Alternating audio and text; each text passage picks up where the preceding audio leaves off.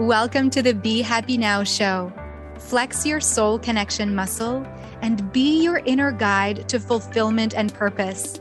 I'm Claudia-Sam. If you know that you're here for a bigger reason, this is the place to be. Together, we ditch the self-care guilt and quit the go with less fear and more trust. Tune in to living life in alignment with your full potential. The Be Happy Now show starts now. Hi, welcome back. If you're human, like me, and like my clients, there might be a moment in your life when you feel like you're hitting what we can call a low moment, or a period of time when maybe you feel so disconnected that you wonder, is this it? Is that what's going on? Is that what my life comes to? And maybe there's just such a lack of energy or motivation, and you might want to have a cheat sheet or the top 5 things to do to get back on track whenever you do hit a low moment. So I thought that this episode could be specifically on that. And it was inspired by a conversation that I had with one of my clients. So thank you, Jackie. The 5 key things that can help you to get back on track. I'm going to go number 1 to number 5, so you can actually use that as a cheat sheet for yourself. And it's really important to remember that whenever I share these things on the Be Happy Now show, that you get to take what really resonates with you and leave out the rest. And one of the key foundational rules when we work together, when I'm your soul connection coach, or even when I'm your guide here, helping you to be your own inner guide through the Be Happy Now show, is that you have all the answers. You have it in you.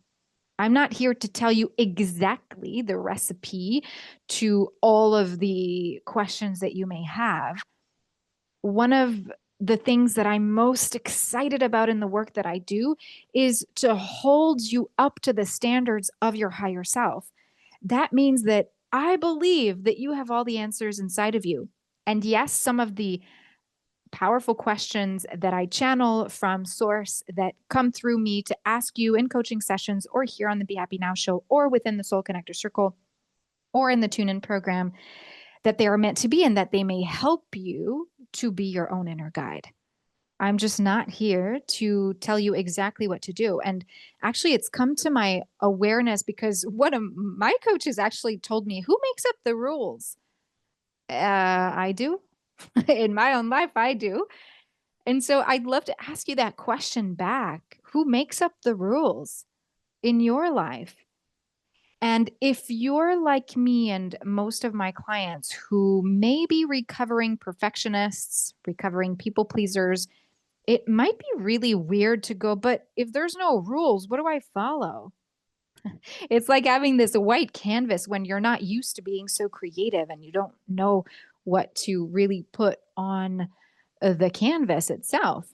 And maybe if you're like me and some of my clients, you may find yourself a bit impatient to just get it done and to get a beautiful piece of art and to have the project be completed. And, you want to maybe find and feel that momentum going. And so when there's no rules or when nobody is telling you exactly here's where to go, you might feel a little lost. And so I just want to remind you that one of the things that is really important in listening to this podcast, in any relationship with support with coaches that you may have, any program that you're in, it's really great to have a step-by-step, and you have the answers in you. And so hopefully you appreciate that from this space where I'm going to ask you some questions. I'm going to list an example of the 5 key things that can help you get back on track whenever you might feel like you're in a low moment, or when you have less energy, less motivation, when you're asking yourself existential questions, whether it's really because of the place in your cycle that just has you feeling a bit more vulnerable, more emotional, or that's just how you feel in the moment. That, yes, this is kind of a guideline. It's like the gutters to a bowling alley. You still decide to throw the ball, okay, to roll the ball. in the bowling alley? Okay. We're getting off track here. All to say that you have it in you. And please trust that you have the answers to the questions I'm going to ask, and that you can give yourself permission to trust whatever comes up for you. Okay. So let's first, number one, in those key 5 things that I will share with you, please acknowledge that if the part of you that feels in a low moment, but is judging it as a low moment, like this isn't enough, I don't have enough energy, I don't have enough motivation, I should be getting on with it right by now. It's almost like if you're grieving and a part of you is saying, are you done now? Not helpful. Okay. So, number one is to acknowledge that if that part of you, that this part of you asking you, what are 5 key things? What's a cheat sheet? What's a step by step that I can follow in order to get back on track? Just acknowledge that that part of you may actually already be very overwhelmed.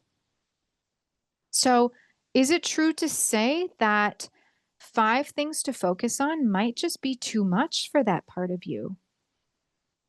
So we want to help that we want to answer the question. We want to help the human know exactly what to do. And let's just acknowledge that you don't have to have 5 things. You don't actually have to have a very lengthy cheat sheet of what to do when you feel it at a low moment or low vibe, because one, you know what to do, and two, that part of you that's asking for that guidance is already overwhelmed. Okay? So the number two, we're going to the number two, the second key thing to remember when you're having a low moment is that the first key tip is to focus on the first next right step.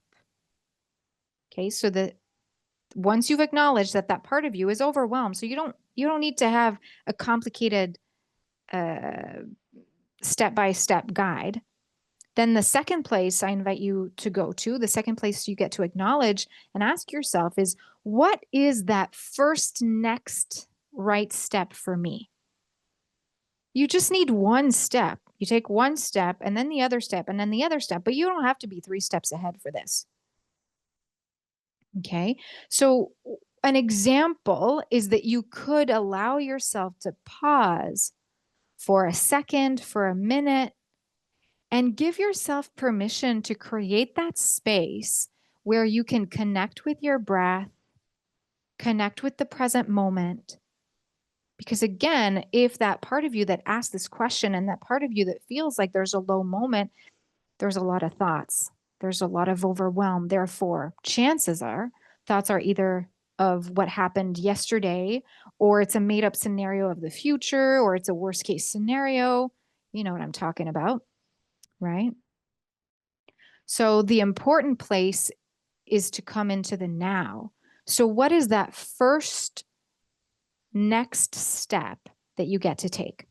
And the example I was giving is you can allow yourself to pause for a minute. For example, let's say you're out of work, you're going home, you're sitting in the car. Instead of starting the car or instead of stopping the car, let the music finish on the radio, let the song finish. Or between tasks, instead of going ahead and opening the next email, why not lean back in your chair and take a few breaths? That can be enough of a right next step for you. Okay. Number 3, actually, let's go back to number 2. When you're not jumping into the next activity right away, you might find that you are ready and willing to receive answers to certain questions in that spaciousness, in the pausing, because the right next step might be to pause, to be with your breath, whatever it is for you that has you arrive in the present moment, even if it's like allowing the song to finish on the radio or leaning back in your chair. Questions you might want to ask yourself are, what do I want? Or what do I feel excited to do next? What might bring me joy? What do I need? What do I choose? Pick one. Okay. For me, it's often, what do I need right now? And because all the answers are inside of you, you can let your intuition answer that. Yeah. If you're feeling like you're in this low moment, this is where we're getting into the third key tip. Please remember that it's not the end of the world. It's also not the end of everything else in your life, although it might feel like it. The invitation is to not play the connect the dot game. Imagine that the feeling of having a low moment is like one dot, and then the task that you were just about to do is one dot, and the task that you did before that feeling came to be more present for you is another dot. And then the thought about how people might judge your next move is another dot. Your finances, the way your finances are right now, is a dot. The way your housing situation is a dot. Your relationship is another dot. You do not have to connect how you are feeling and experiencing what you may call a low moment at this time. You don't have to connect that with all the other dots. It means nothing about your finances, it means nothing about your next move. It means nothing about you. It means nothing about your success. It means nothing about your relationships. It means nothing about your place in the world. The thing is that human beings think that they control all of that. And therefore, they, I'm including myself in that, might overthink. And all of a sudden, you're spiraling down a big dark hole because you think that life is ending because of this right now feeling that you're having. That just creates it to be worse. Okay, so the third key point is to make sure that you do not connect all of the dots together. In other words, make sure that you don't make a story or make meaning from how you're feeling, and let yourself, really arrive in that present moment. Give yourself that space and be with how you feel, and let it be how you feel. Another dot is the weather as well. You don't have to make how you feel because it's gray outside. You can, and you don't have to, because they're separate. Okay. All right. The fourth of 5 key tips to help you get back on track, something you could put on a cheat sheet or on a step-by-step for you to feel like you can navigate a low moment. Notice how I didn't say get out of a low moment, because part of number 3 that I shared with you is about being where you're at with the feelings. Yeah. Okay. Number 4, you know how we can say everybody's unique, everybody's different, and everybody's the same in the sense of at the root of who we really are, we're the same. That energy of love, we share it. And we're also unique in the way that the soul, that our soul, our spirit is embodied in our human body. Therefore, the way that we show up and express ourselves out into the world is different from person to person. And that may be a really cool thing about being human, because we get to make life our own. Therefore, there may be things that you feel make you smile more than others. There may be things that bring you more instant joy. There may be things that can help you see that the low point is temporary. Maybe it's a track that you saved on Insight Timer and it's a meditation you can go to right away. Maybe it's a recording of your own positive affirmations that you've recorded and you can just go hit play. Maybe something that reminds you of your worthiness, your enoughness. Maybe it's about calling one of your best friends or getting a hug from a loved one. Okay. This doesn't mean like go put the responsibility of amping your vibe. Don't give it to someone else. That's not what this is about. This is about you taking responsibility and choosing what can bring me joy right now. What will light me up in this moment? So, for example, for me, thankfully, I live by the sea, and walking on the beach, feet barefoot, just has this power to connect me back to the now.